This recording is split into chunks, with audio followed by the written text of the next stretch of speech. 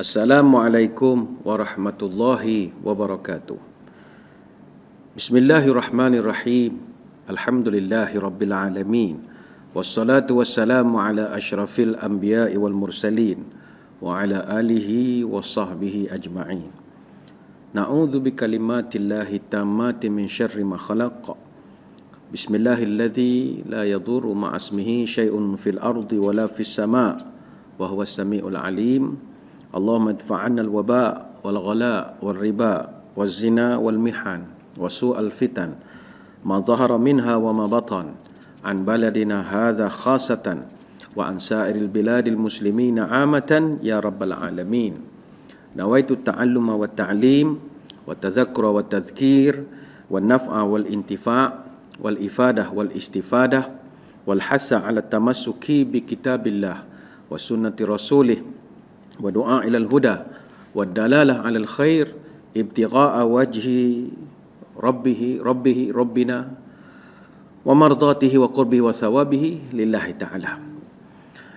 Yang kita hormati para tuan-tuan guru, para alim ulama, para habaib, seterusnya muslimin muslimat, hadirin hadirat, tuan-tuan puan-puan, mudah-mudahan dirahmati Allah sekalian. Alhamdulillah, hari ini hari Rabu 12 hari bulan Ogos tahun 2020 bersamaan 22 Zulhijjah tahun 1441 Hijriah.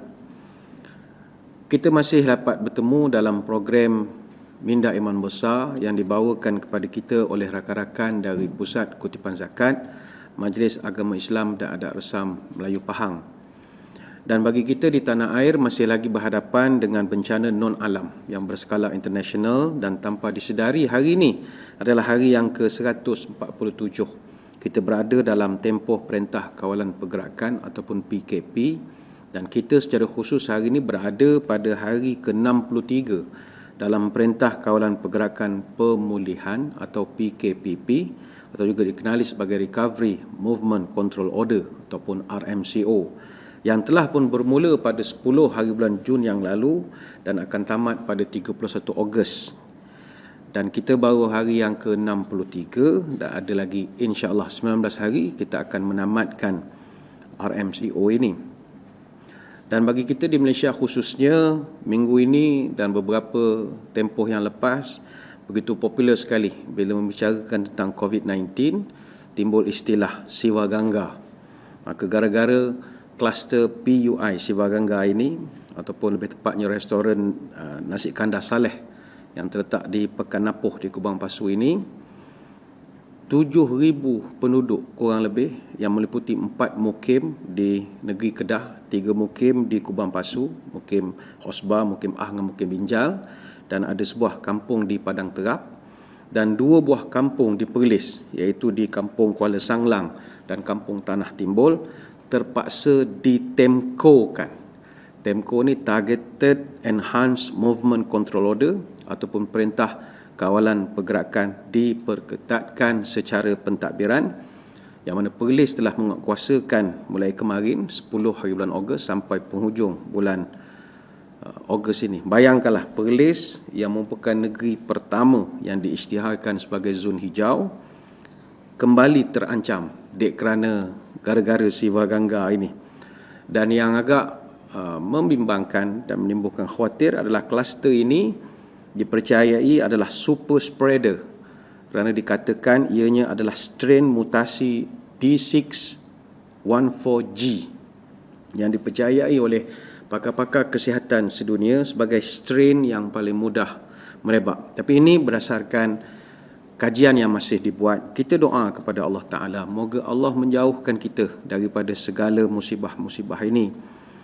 Dan bila sebut Siwa Gangga, ramai yang bertanya, benda apa Siwa Gangga ni? Siwa Gangga ni nama sebuah bandar dalam daerah Siwa Gangga yang terletak di Tamil Nadu, iaitu di selatan India. Yang mana India ni ada 28 negeri, ada 7 wilayah kesatuan, dan salah satunya adalah Tamil Nadu, bandarnya Siwa Gangga. Jadi kita berharap kepada seluruh masyarakat dapat terus mengamalkan normal ataupun kelaziman yang baharu dalam kehidupan seharian, dan marilah kita mematuhi prosedur operasi standard SOP yang telah ditetapkan oleh kerajaan.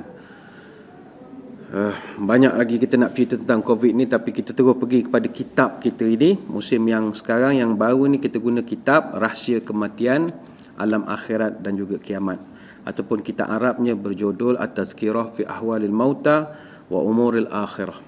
Yang mana kitab ini merupakan karya Imam Abu Abdullah Al-Qurtubi ataupun Imam Al-Qurtubi, seorang ulama yang begitu masyhur khususnya dalam bidang tafsir. Dan beliau adalah seorang ulama yang berasal dari Spanyol, daripada Cordova, iaitu namanya Qurtubi. Dan beliau meninggal dunia di Mesir dan disemadikan di Almenia, di sebelah timur Sungai Nil. Makamnya masih ada sampai sekarang. Dan kita masih membahaskan bab yang pertama, dan hari ini kita pindah ke muka surat 66, iaitu kita akan bahaskan tentang Su'ul Khatimah. Su'ul Khatimah, muka surat 66. Bismillahirrahmanirrahim. Diriwayatkan daripada Abu Hurairah radhiyallahu anhu bahawa Rasulullah sallallahu alaihi wasallam bersabda, "Innar rajula la ya'malu az-zamana at-tawila bi'amali ahli al-jannati, thumma yakhtimu Allahu lahu 'amalahu bi'amali ahli an-nar. Wa innar rajula la ya'malu az-zamana at-tawil bi'amali ahli an-nar, thumma yakhtimullahu lahu amalahu bi'amali ahlil jannati." Seseorang akan melakukan amal soleh seperti amal penghuni syurga dalam masa yang cukup lama, tetapi kemudian mengakhiri amalnya tersebut dengan amalan penghuni neraka. Sebaliknya, seorang yang beramal seperti amalnya penghuni neraka pada masa yang cukup lama, tapi dia mengakhiri amalnya dengan amal penghuni syurga. Hadis riwayat Imam Muslim. Abu Muhammad Abdul Haq berkata, Su'ul Khatimah tidak akan berlaku kepada orang yang benar-benar istiqamah serta mempunyai jiwa yang bersih. Su'ul Khatimah berlaku pada orang yang akalnya rosak serta sentiasa melakukan dosa besar sehinggalah maut datang kepadanya sebelum dia sempat bertaubat. Syaitan akan datang kepadanya ketika dia akan meninggal dunia dan merayunya semasa dalam keadaan bingung. Su'ul Khatimah juga boleh berlaku pada orang yang pada mulanya adalah orang yang istiqamah tetapi kemudian berubah dan terpesong daripada sunnah.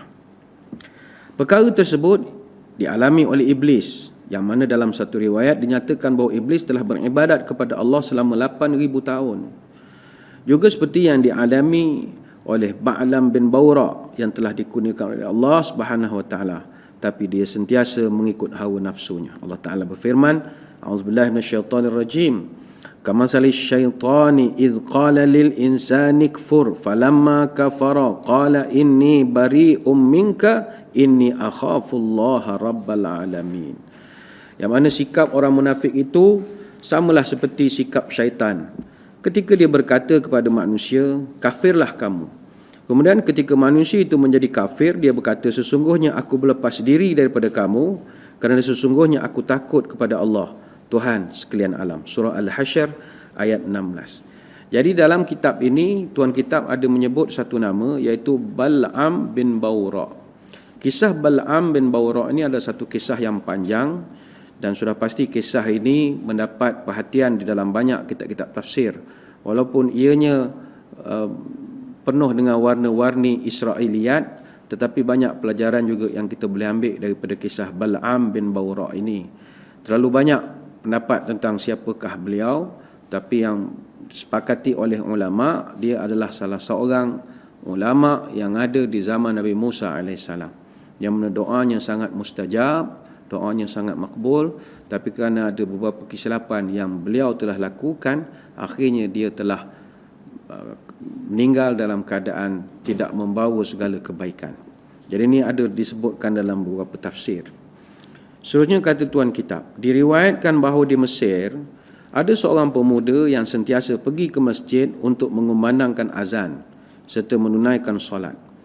Pemuda itu amat taat beribadat. Pada satu hari seperti biasanya, dia naik ke atas menara untuk mengumandangkan azan.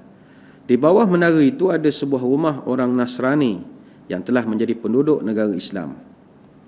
Ketika dia naik ke atas menara tersebut, tiba-tiba dia melihat anak gadis pemilik rumah tersebut. Sehinggalah dia tergoda dan bertemu dengan gadis itu. Dia tidak jadi melaungkan azan dan pergi ke rumah gadis tersebut. Sesampainya di sana dia masuk ke dalam rumah itu, maka gadis itu bertanya kepada dia, apa yang kamu mahu? Pemuda itu menjawab, saya mahu kepada kamu. Gadis itu bertanya lagi, mengapa kamu mahukan kepada aku?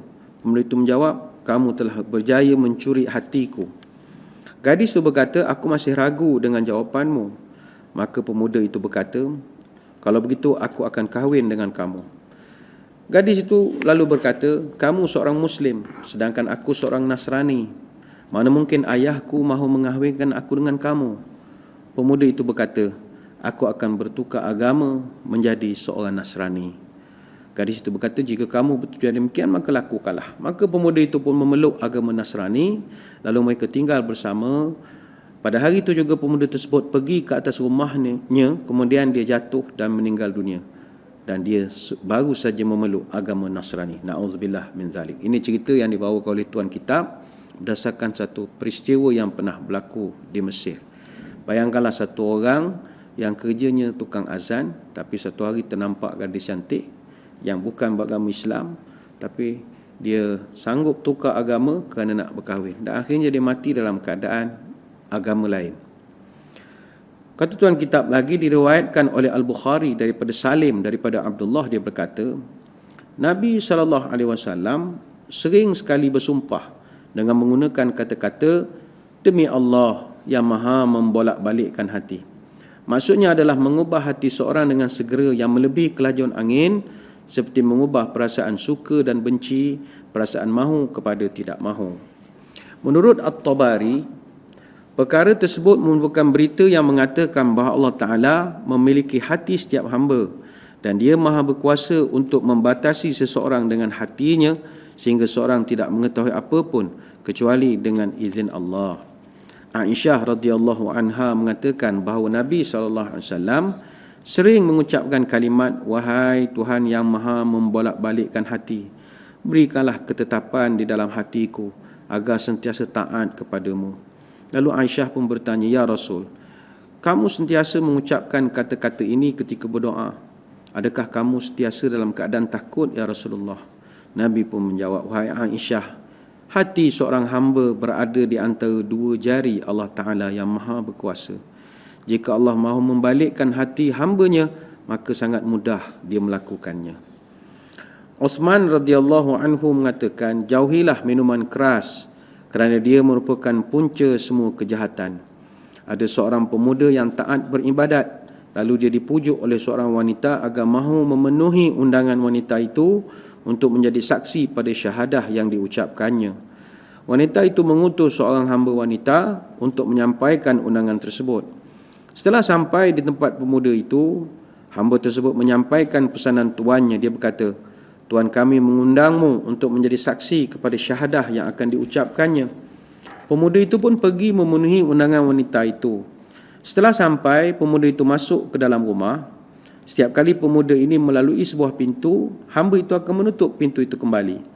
Sehingga akhirnya pemuda ini sampai pada satu tempat yang ada seorang wanita cantik dengan budak kecil dan beberapa gelas minuman keras di sebelahnya. Wanita itu lalu berkata, tujuanku mengundangmu ke sini bukan untuk menjadi saksi mengucapkan syahadah, tapi agar kamu tunduk kepada aku.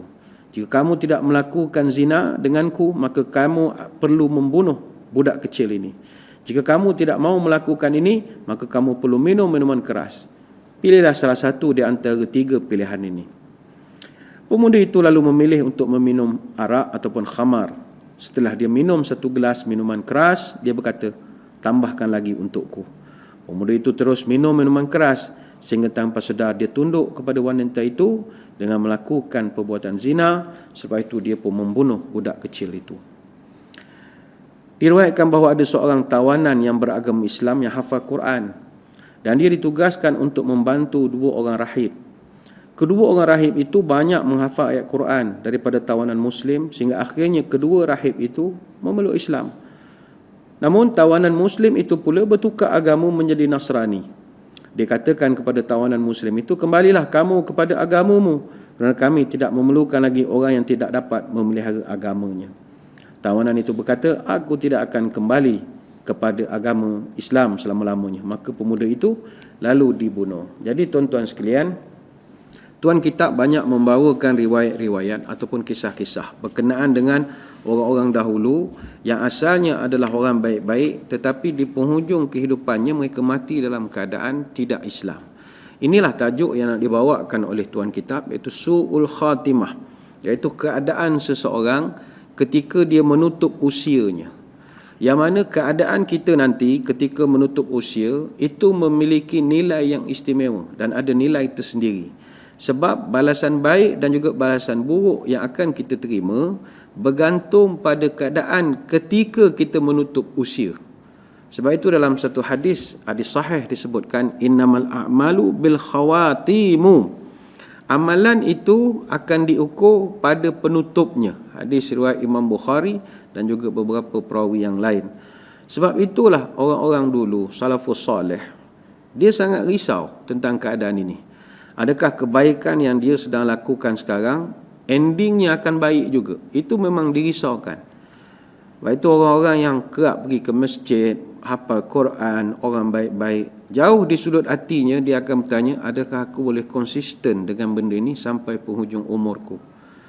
Sebab ada orang yang hidupnya penuh bergelumang dengan maksiat, kejahatan, jenayah dan macam-macam, tetapi disebabkan dia ada kesedaran, dia dapat kembali ke pangkal jalan, dia jadi orang baik dan dia meninggal dalam keadaan husnul khatimah. Tapi kita tengok ceramah hari-hari, tengok online kuliah, pergi ke masjid, bagus. Tapi di ending kita nanti, tak apa kesilapan yang berlaku menyebabkan kita mati dalam keadaan tidak Islam. Sebab itu orang salafus salih dia risau, sebab nak berusaha merealisasikan salah satu daripada wasiat Allah Ta'ala.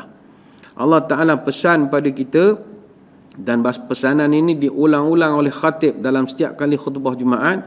Ya ayyuhalladzina amanu taqullaha haqqa tuqatih wa la tamutunna illa wa antum muslimun. Surah Ali Imran ayat 102. Diulang tiap-tiap minggu. Hei orang beriman, takwalah kamu kepada Allah dengan sebenar-benar takwa, wala tamutunna, jangan mu mati illa wa antum muslimun, kecuali dalam keadaan kamu Islam. Kenapa pesanan diulang-ulang? Sudah pasti cabarannya begitu banyak sekali.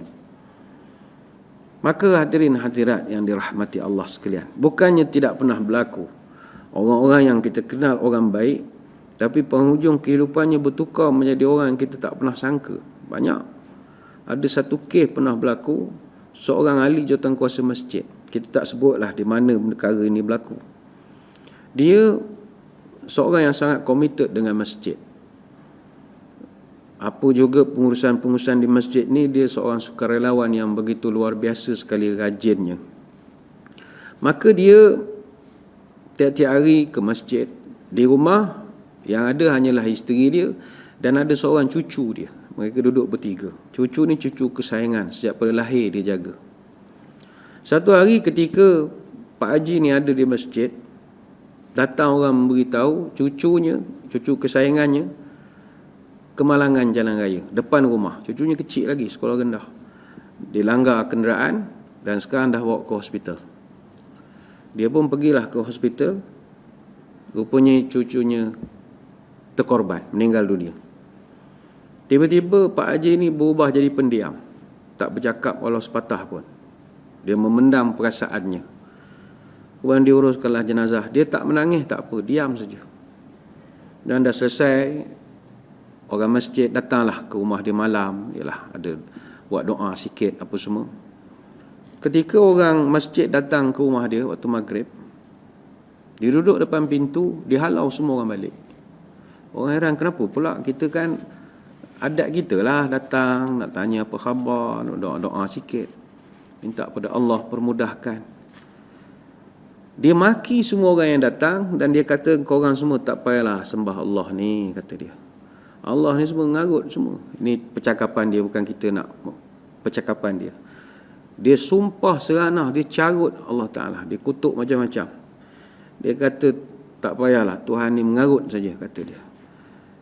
Aku jaga masjid rumah dia siang malam pagi petang, memberikan pengorbanan yang bukan sedikit.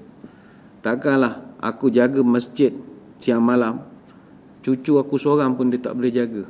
Sudahlah ni Tuhan ni tak ada lah. Kau tak payahlah buat baik sangat. Bayangkanlah orang yang begitu baik AJK masjid, tapi dek kerana ujian lah, ujian untuk dia, terkeluar daripada mulutnya perkataan-perkataan demikian. Kita berdoa moga dia tidak mati dalam keadaan begitu. Dia sempat untuk kembali ke pangkal jalan. Sebab su'ul khatimah ini adalah perkara yang sangat ditakuti oleh para salafus salih. Lepas itu ada satu hadis daripada Abdullah bin Amr bin Al-As. Sami'tu Rasulullah sallallahu alaihi wasallam yaqul, inna quluba bani Adam kulluha baina asbain min asabi'ir rahman ka qalbin wahidin yusarrifuhu haitsu yasha'u. Thumma qala Rasulullah sallallahu alaihi wasallam, Allahumma musarrifal qulubi sarrif qulubana ala ta'atika. Maksudnya sesungguhnya hati ataupun kalbu keturunan Adam duduk di antara dua jari daripada jari-jari Allah bagaikan satu hati. Allah akan membolak-balikkannya sesuai dengan kehendaknya.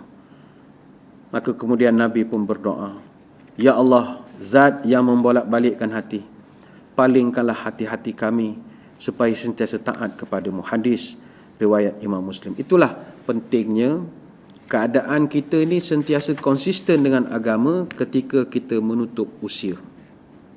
Namun perlu diingat, keadaan seseorang pada detik-detik terakhir kehidupannya adalah bergantung kepada amal perbuatannya pada masa lampau. Barang siapa yang buat baik di ketika hidupnya, maka insya-Allah endingnya baik. Dan kalau sebaliknya, mungkin kehidupannya penuh dengan keburukan, maka pastilah dia akan ending dengan cara yang tak baik juga. Tapi ini ukuran yang biasa. Ada masa yang kita khawatir dia jadi terbalik. Orang yang masih hidup kita nampak amalannya itu adalah amalan orang-orang jahat, tapi endingnya baik kerana dia dapat kembali ke pangkal jalan. Tapi kita pula orang baik-baik jadi terbalik pula, jadi ending tak berapa baik. Sebab itu kita mohon Allah Ta'ala jaga kita. Yusabbitullahu alladhina amanu bil qawli thabit fil hayatid dunya wa fil akhirah wa yudhillullahu zalimina wa yaf'alullahu ma yasha'. Allah kata, aku akan teguhkan iman orang-orang yang beriman dengan ucapan yang teguh dalam kehidupan di dunia dan di akhirat, dan aku akan sesatkan orang-orang zalim yang suka buat perkara sesuka hati mereka. Ini surah Ibrahim ayat 27. Tuan kita bawakan satu cerita berkenaan Sufyan Ats-Tsauri. Satu malam Imam Sufyan Ats-Tsauri menangis sampai subuh. Kemudian orang bertanya kepada dia, Tuan Guru, adakah engkau menangis kerana banyak dosa?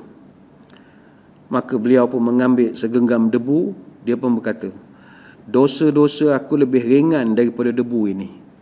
Tetapi aku menangis kerana aku takut su'ul khatimah. Yang itu paling dia khawatir. Benda lain dia tak takut. Yang paling dia takut sekali adalah penghujung hidupnya tak dapat kebaikan. Baik itu sekali lagi, kita jangan pandang orang yang jahat-jahat ini, mereka akan terus begitu. Kemungkinan mereka punya pengakhiran lebih baik daripada kita.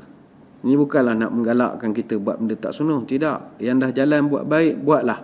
Sebab Nabi memang dah pesan, Innar rajula la ya'malu zamanu tawil bi'amali ahli jannah.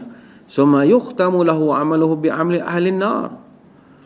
Sesungguhnya akan ada satu orang, dia telah cara hidupnya itu dengan cara hidup ahli syurga.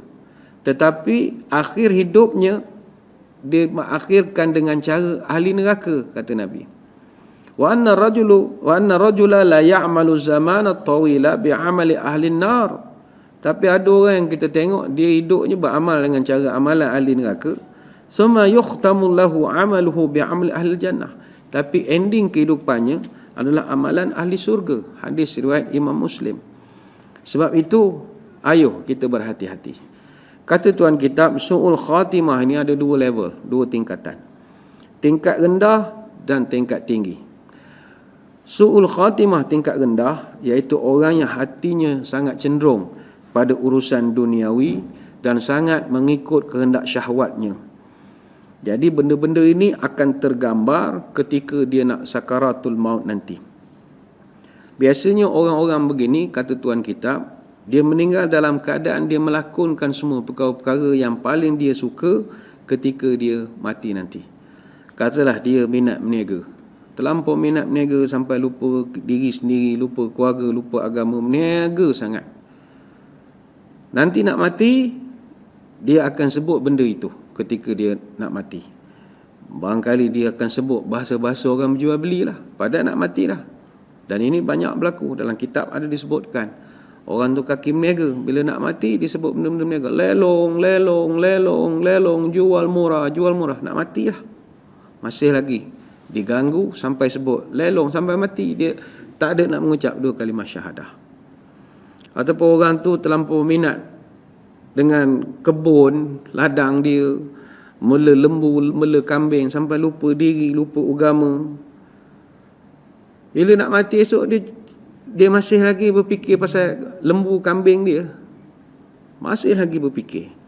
Dah nak mati dah, masih lagi siapa nak bagi makan lembu ni? Ni kan salah beli. Masih lagi dia pasal bisnes, pasal lembu, pasal kambing dan macam-macam lagi. Tapi itu su'ul khatimah, peringkat rendah lagi lah, kata Imam Al-Qurtubi. Ada lagi su'ul khatimah, peringkat tinggi, yang besar, yang paling buruk sekali, iaitu orang yang rosak akidah.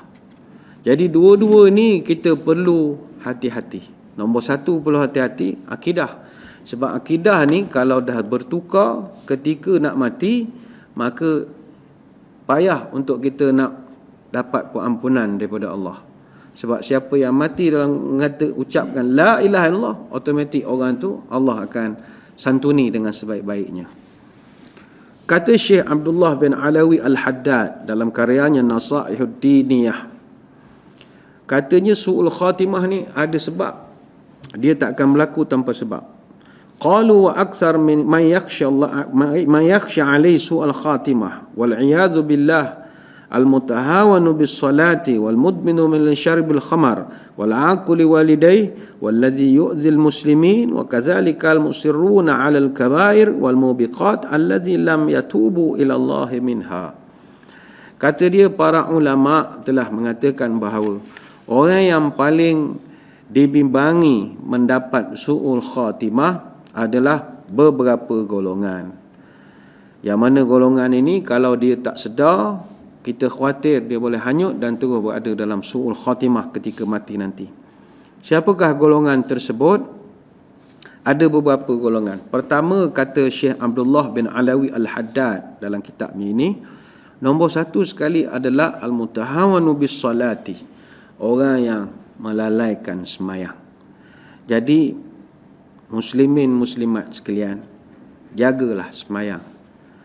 Alhamdulillah bagi kita orang baik-baik macam tuan-tuan perempuan ni, semua orang baik-baik. Semayang ni insya-Allah berjaga. Tetapi sebab itu kalimat yang digunakan mutahawanu, maknanya dia lalai semayang, tapi semayang ni buat syarat. Kita nak jadi orang baik-baik, tak lama lagi nak masuk tahun hijrah, tahun baru 1442. Jom kita jadikan semayang yang kita dah buat ni alhamdulillah sebagai semayang yang betul-betul berkualiti. Bukan semayang yang mutahawanu, orang yang lalai-lalai ni tak nak.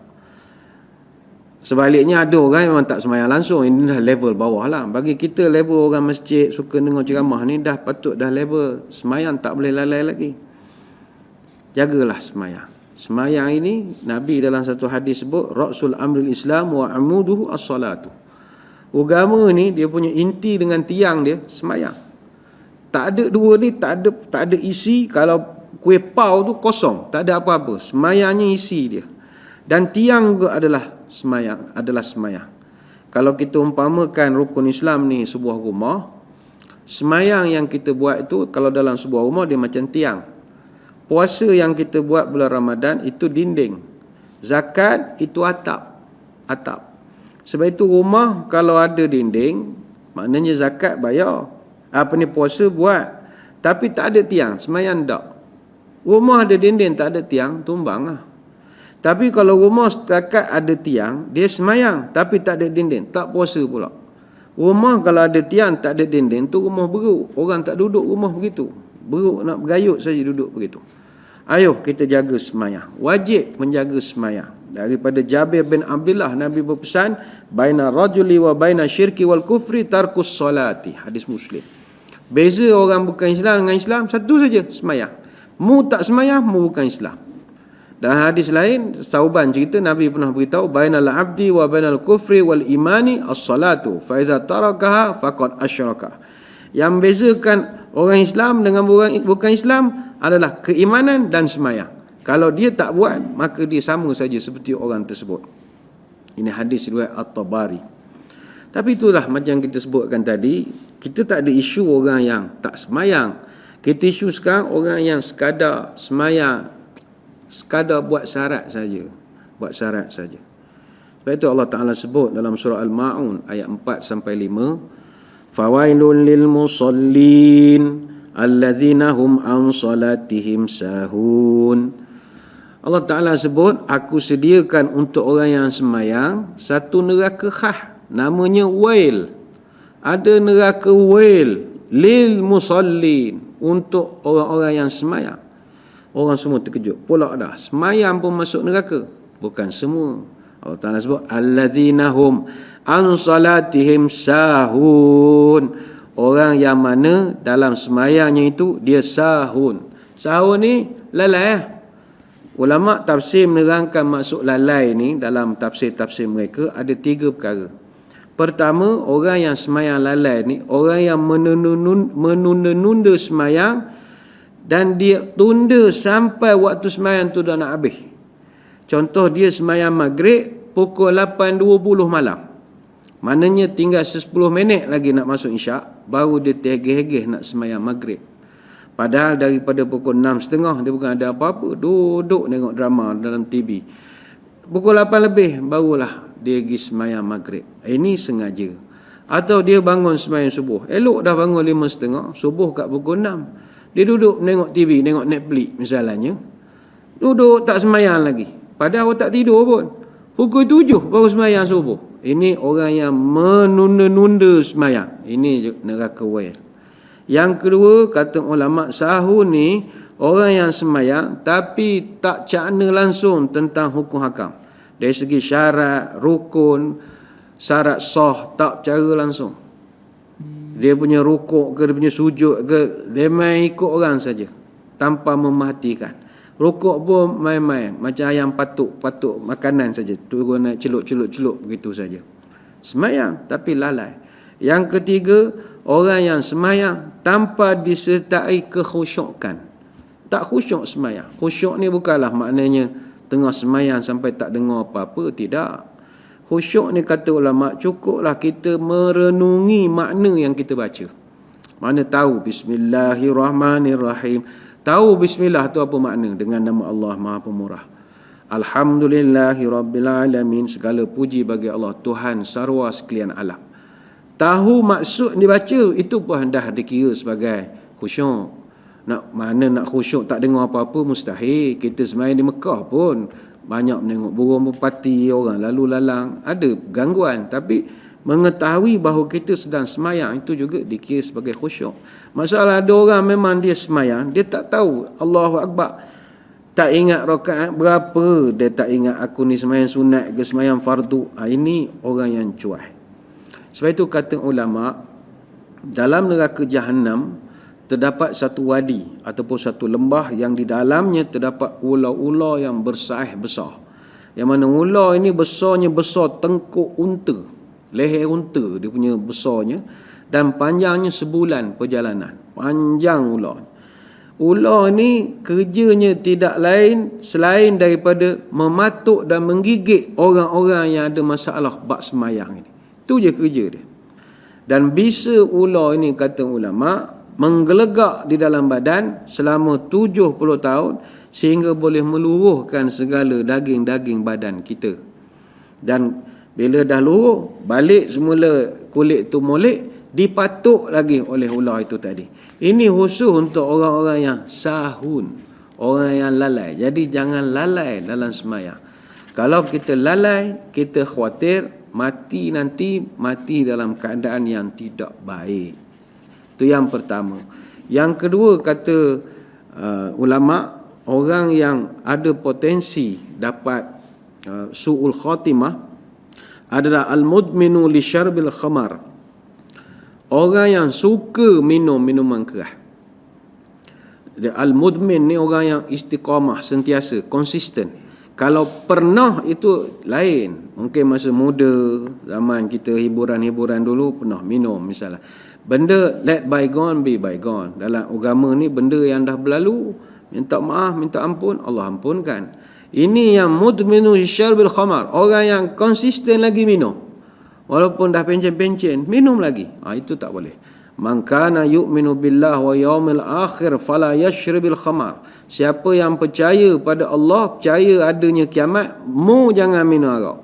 Man kana yu'minu billah wa yaumil akhir fala yajlis ala ma'idatin yashrabu alaihi al-khamar. Dan siapa yang percaya ada Tuhan, percaya adanya hari kiamat, percaya ada neraka, ada syurga, jangan duduk pun di majlis yang menghidangkan arak. Sampai begitu Nabi pesan, hadis riwayat Imam At-Tabrani. Tapi arak ni lah, mungkin tuan-tuan perempuan orang baik-baik, seumur hidup tak pernah minum arak. Alhamdulillah. Tapi arak ni bagi orang yang pernah ketagihan arak, bukan satu perkara yang mudah untuk berhenti minum arak ini. Bukan perkara yang mudah. Begitu susah sekali. Sebab itu kalau di barat, dia ada terapi, dia ada pusat pemulihan ketagihan alkohol. Memang dia lebih kurang ketagih rokok, ketagih dadah, sama saja. Dia benda sedap dan mudah didapati. Sebab itu dalam ajaran Islam, pengharaman arak itu pun dibuat secara bertahap.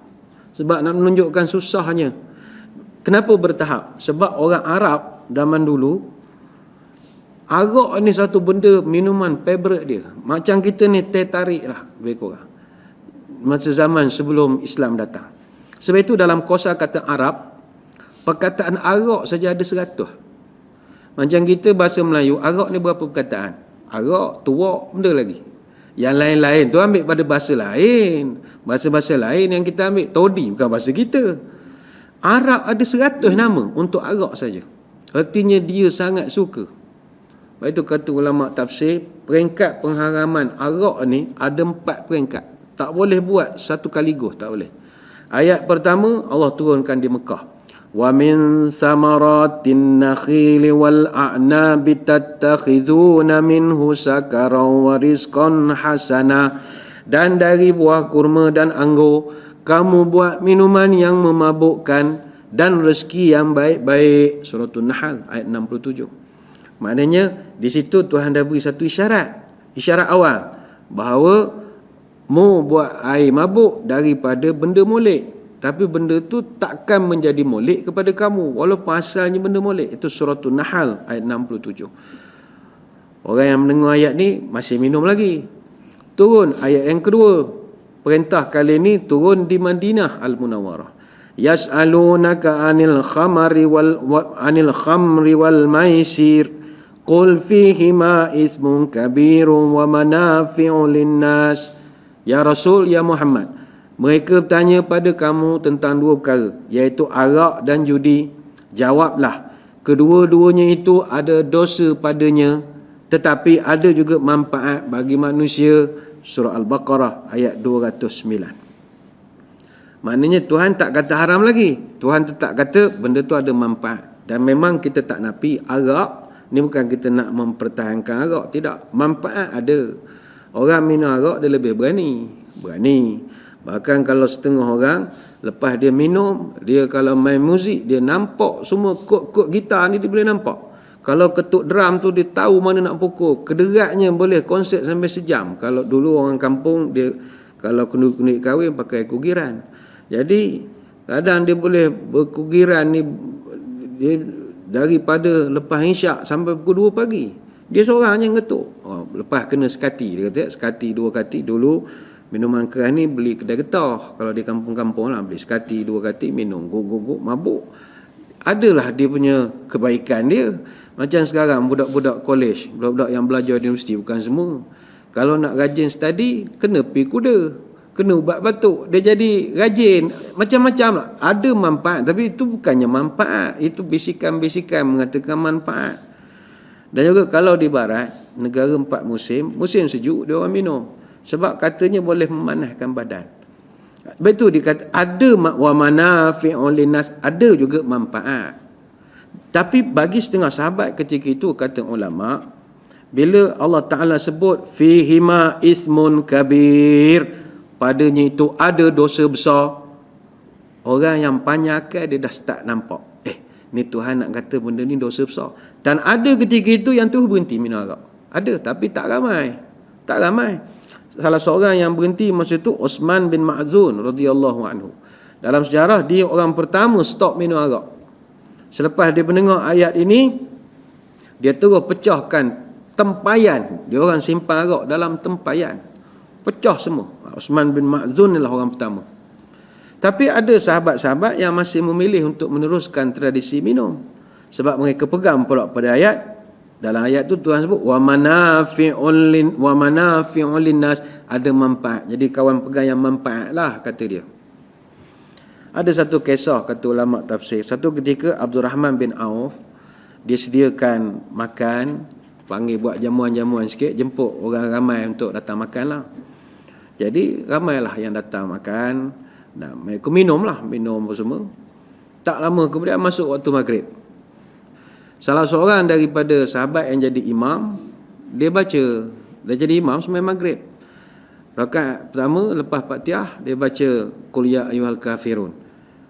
Dalam keadaan mabuk. Mana ada pening-pening lagi. Bacalah Qul ya ayyuhal kafirun a'budu ma ta'budun. Dia lupa sebut la a'budu ma ta'budun. Bila tertinggal huruf la, makna jadi berubah. Sepatutnya qul ya ayyuhal kafirun, katakanlah orang-orang kafir, la a'budu ma ta'budun, aku tidak akan sembah apa yang mu sembah. Mana la tu makna tidak. Tapi sahabat ni tadi dia tintong kepalanya, lupa sebut la. Jadi makna jadi berubah. Bila baca qul ya ayyuhal kafirun, orang kafir, a'budu ma ta'budun, aku sembah apa yang mu sembah. Jadi dah gempar ketika itu. Akibat peristiwa tersebut turun perintah ketiga tentang arak ini, iaitu dalam surah An-Nisa ayat 43. Ya ayyuhalladzina amanu la taqrabus salata wa antum sukara hatta ta'lamu ma taqulun. Orang beriman, jangan kamu semayang ketika dalam keadaan mabuk, sehinggalah kamu sedar apa yang kamu katakan. Surah An-Nisa ayat 43. Namun kata ulama, masalahnya sahabat bila dengar ayat ini, dia pula kata ayat itu tak boleh minum kalau maghrib. Jadi dia minum lepas isyak pula. Mana dah siap semayang semua, minum lepas isyak pula kata. Sebab lepas isyak tak ada nak semayang, lambat lagi katanya. Itu perintah ketiga. Masuk perintah keempat, diturunkan sekali lagi di Madinah, surah Al-Ma'idah ayat 91.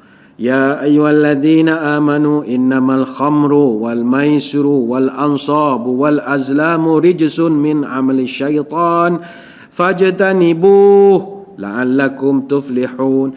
Orang beriman, ingatlah arak, judi, buat korban untuk berhala, telik nasib, menggunakan anak panah, itu semua najis, kata Allah Ta'ala. Jelas. Jadi perintahnya lah, ini semua najis. Rijsun, najis, min amali syaitan, ini semua kerja setan. Jadi jelas dia punya arahan. Fajtanibu, tinggalkan, Allah Ta'ala sebut. La'allakum tuflihun, moga-moga kamu beruntung kalau tak buat pekerjaan-pekerjaan itu. Barulah jelas. SOP-nya jelas. Kalau bahasa sekarang ni SOP-nya. Kalau tak SOP tak apa jelas. Ada satu kisah kata ulama, ada seorang sahabat nama Itban bin Malik radhiyallahu anhu. Dia buat makan-makan, jemput tetamu datang. Jadi para sahabat pun buat macam potluck lah masa tu, masing-masing bawa juga makanan masing-masing. Jadi Sa'ad bin Abi Waqqas dalam riwayat sebut, dia datang, dia bawa kepala unta panggang. Jadi hidang arak masih lagi belum ada keputusan rasmi masa itu. Minum, mabuk sikit. Bila sudah mabuk, menyanyi-nyanyi, mendendangkan syair, baca sajak macam-macam. Tiba-tiba ada di kalangan mereka ni terkutuk orang Ansar, orang Madinah. Mana geng-geng Mekah ni adalah termengata sikit pada orang Madinah, orang anak jati Madinah. Jadi orang Ansar macam tak puas hatilah. Awak dah lah datang pada Mekah, datang kampung orang, ngutuk pula orang sini. Jadi orang Ansar ambil tulang rahang unta, dia terus pukul kepala Sa'ad bin Abi Waqqas. Pukul kepala Sa'ad bin Abi Waqqas. Jadi bergaduh lah. Lalu mereka bawa cerita ni mengadukan kepada Nabi. Maka disebabkan aduan itulah turun surah Al-Maidah ayat 91 yang kita bacakan tadi. Ya ayyuhallazina amanu innamal khamru wal maisir wal ansab wal azlam rijsun min amali syaitan. Hei orang beriman, arak, judi, korban berhala, telik nasib, guna anak panah, itu semua najis, kerja setan. Puncanya kerana bergaduh dalam majlis makan-makan yang dianjurkan oleh Itban bin Malik radhiyallahu anhu. Selepas itu agama terus mengharamkan arak. Yang kita nak bawakan adalah bukan kita cerita keburukan sahabat, tak. Kita cerita tentang betapa susahnya arak ni nak dihapuskan. Sebab itu ulama mengatakan orang kalau pernah minum tu kita cerita lain. Tapi jangan mudmin, orang yang istiqamah minum. Ini yang kita khawatirkan. Kalau masih minum, ini esok kalau payah mati kita tak dapat nak membantu. Arak ni agama marah sebab dia merosakkan akal. Sebab itu istilah dia panggil ummul khaba'is. Ibu segala maksiat, ibu segala dosa adalah arak. Orang kalau sudah mabuk, dia boleh buat macam-macam dosa. Asalnya dia tak berzina, asalnya dia bukan bunuh orang, tapi dia kerana mabuk dia boleh buat dua perkara ni. Kepala dah tak boleh kontrol. Sebab itu istilah Arab dia panggil khamar. Khamar ni menutupi. Sebab kata ulama, arak ni dia boleh menutup akal. Tutup akal. Patut ada otak, dia jadi tak ada otak. Orang tutur kata apa tanda orang pemabuk, laku perangai macam beruk. Kalau hidup jadi pemabuk, dunia akhirat badan terkutuk. Kalau minum arak dan tuak, akal hilang, fikirannya rosak. Sebab itu tinggalkan. Cuma kepada adik-adik kita yang bekerja di kedai-kedai tertentu, di restoran-restoran tertentu, di syarikat-syarikat penerbangan tertentu, eloklah kita berfikir tentang masa depan kita. Sebab Anas bin Malik radhiyallahu anhu, dia cerita Nabi pernah pesan, la'ana Rasulullah sallallahu alaihi wasallam fil khamri asyratan. Ada 10 golongan yang terlibat dengan arak yang Nabi laknat. Ini kita tak seronok mendengarnya. Pertama, asiraha, orang yang memerah arak. Yang kedua, mu'tasiraha, orang yang minta supaya diperahkan arak untuk dia. Kemudian syaribaha, orang yang minum arak. Yang keempat, hamilaha, orang yang serve arak, bawa dalam hidang. Yang kelima, al-mahmulata ilaihi, orang yang minta diservekan arak. Yang keenam, saqiyaha, orang yang memberi minum arak kepada orang lain. Yang ketujuh, ba'i'aha, orang yang jual arak. Yang ke-8, akila samaniha, orang yang dapat hasil daripada penjualan arak. Yang ke-9, al-mushtariyalaha, orang yang membeli arak. Dan yang ke-10, al-mushtaratalahu, orang yang meminta tolong supaya dibelikan arak untuknya. Hadis riwayat Ibnu Majah dan Tirmizi. Mana kalau kita kerja sebagai delivery misalnya, orang minta tolong beli arak, carilah kerja lain, beli ayam goreng ke kopi O ke, tak payahlah. Benda tu untung tak tahu mana 2-30 ringgit, tapi laknat di Nabi. Itu kita berhak untuk memilih. Kalau orang kirim tolong beli bir, cik tolong beli bir kedai depan, bawa sini hantar. Walaupun dapat upah RM10, tapi nama pun biarlah dulu. Biarlah kita tak dapat apa-apa, janji hidup tak dilaknat oleh Nabi.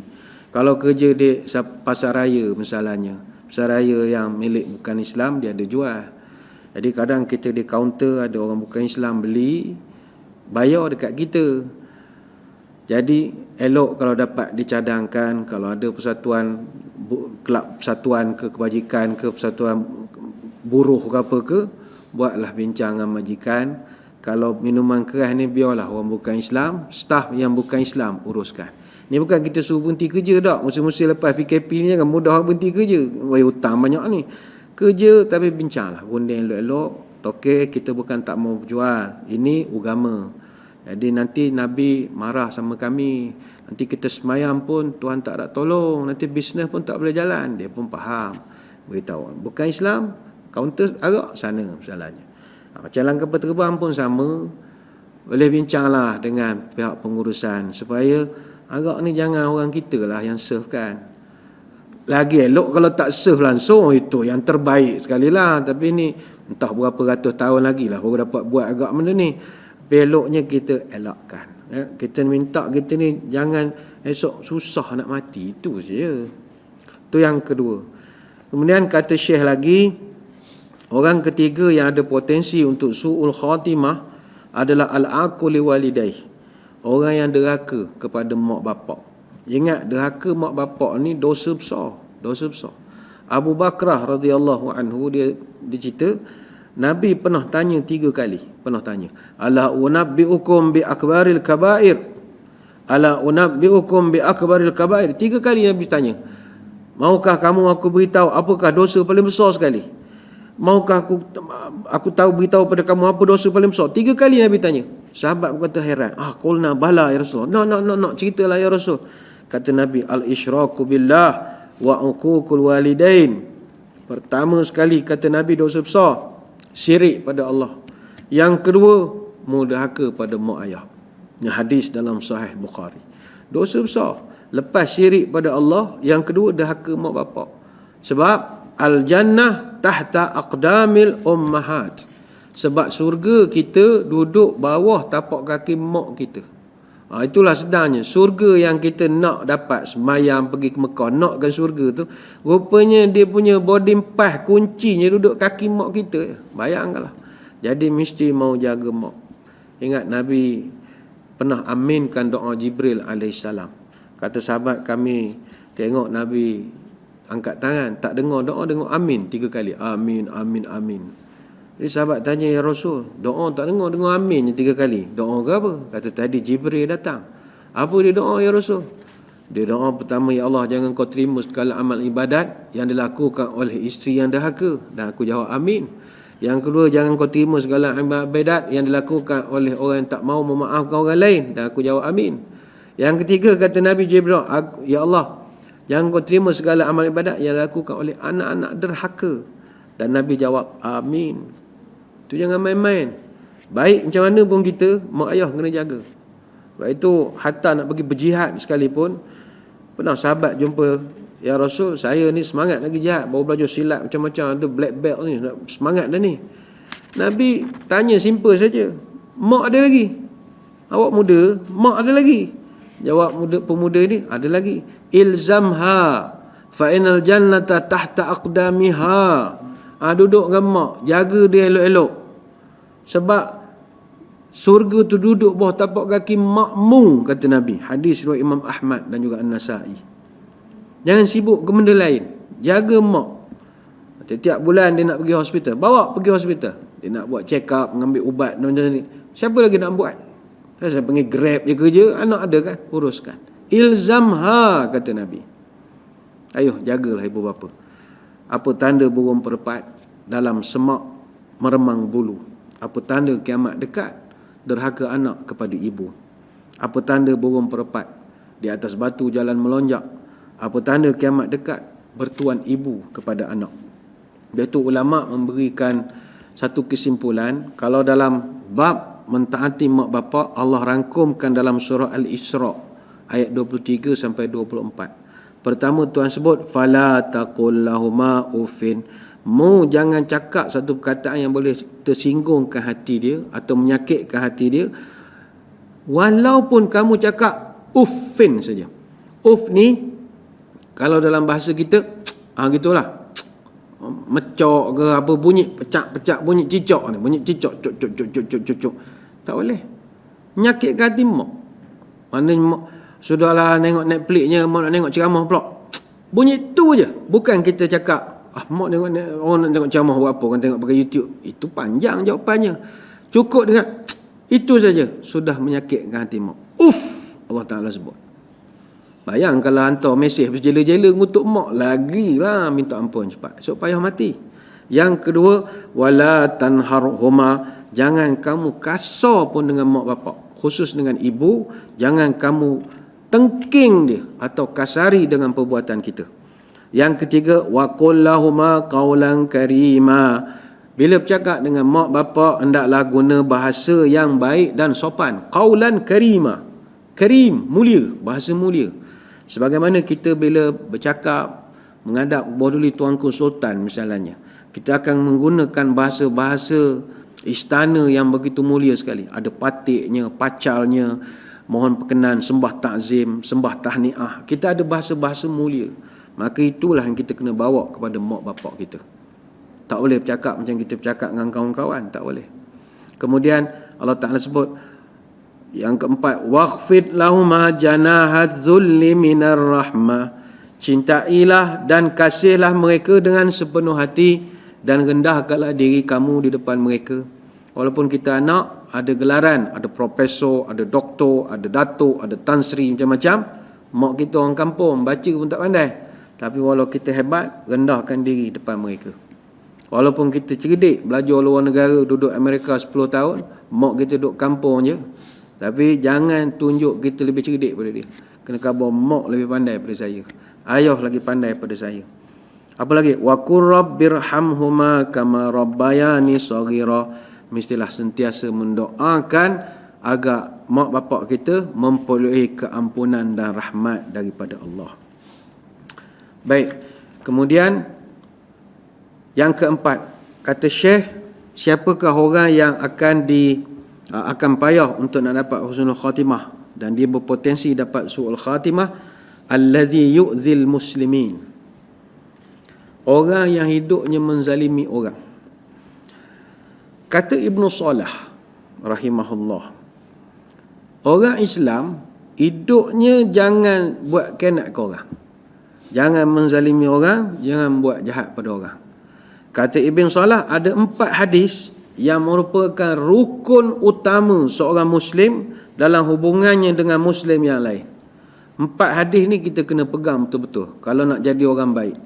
Pertama, kata Ibn Salah, dalam hadis disebutkan, man kana yu'minu billah wal yaumil akhir falyakul khairan aw liyasmut.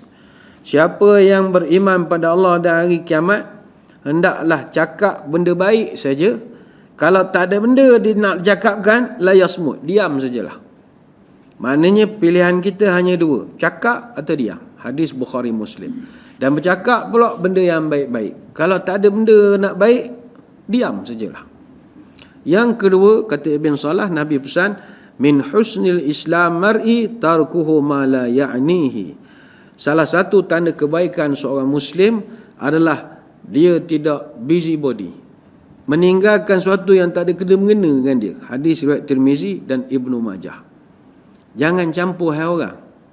Mungkin kita kata, yalah kan, jaga tepikan orang ni tak bagus. Masalah orang kita ni bukan dia jaga tepikan orang, dia masuk langkaian orang, bukan jaga tepi lagi dah. Mengorek-ngorek rahsia, busybody. Kadang kes-kes artis, perceraian, pergaduhan, pada hati tu bukan saudara awak pun, yang awak susah hati tu ngapa? Sampai mencari, mengkaji, oh artis ni dia bercinta dengan artis mana pun. Tak, apa jadi begitunya? Antara tanda orang baik, kata Nabi, dia tak campur benda bukan masalah dia. It's not your problem. It's not your problem. Sebab itu orang kita ni, dia jadi payah nak pergi ke depan kadang-kadang, atau payah nak berjaya, sebab hidupnya suka sibuk hal orang. Budaya gosip. Gosip, ya. Bangsa lain mana ada gosip sama sendiri. Kita dalam internet berapa banyak page ataupun laman-laman yang busybody cerita orang. Cerita orang tu kahwin seorang lagi ke, cerita dia gaduh dengan mak tua dia ke. Dah, awak sibuk ngapa? Benda masalah awak sebenarnya. Jangan busybody. Saya nak ambil tahu awak siapa, apa posisi untuk awak nak ambil tahu itu.